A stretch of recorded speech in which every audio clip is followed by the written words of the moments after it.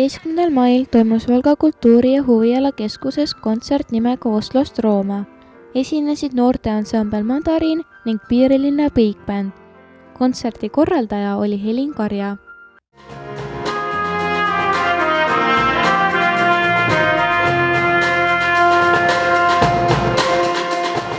Ansambel Mandariin on võrsunud Valga muusikakoolist ning see koosneb 7 noorest muusikust.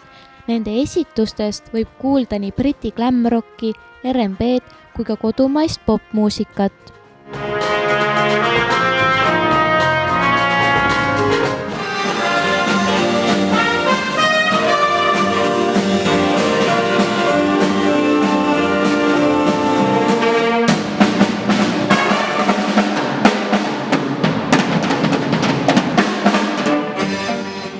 2003. aastal asutatud Piirilinna Big Band on taas hoos sisse saanud peale ajutist pausi koos oma uue dirigendiga.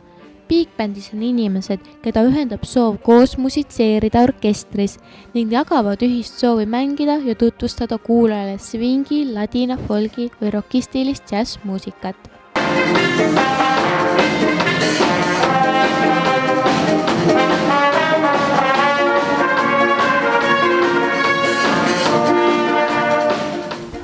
Kust tuli idee korraldada sellist kontserdi? Idee tuli sellest, et meil ansambel Mandariiniga aasta jooksul kogunes juba nii pikk kava, et mõtlesime, et milleks seda vaka all hoida ja siin koolikontsertitel õnnestub mängida võib-olla 1-2 lugu. Et tahaks kõike korraga esitada ja tegime täiesti eraldiseisva kontserdi. Mida tähendab kontserdi pealkiri Oslost Rooma? Nagu te kontserdil kuulda võisite, siis oli tegemist lugude pealkirjadega.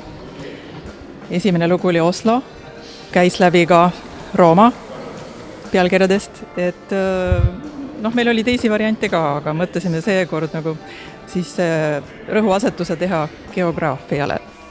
Kuidas teil täna esinemine läks?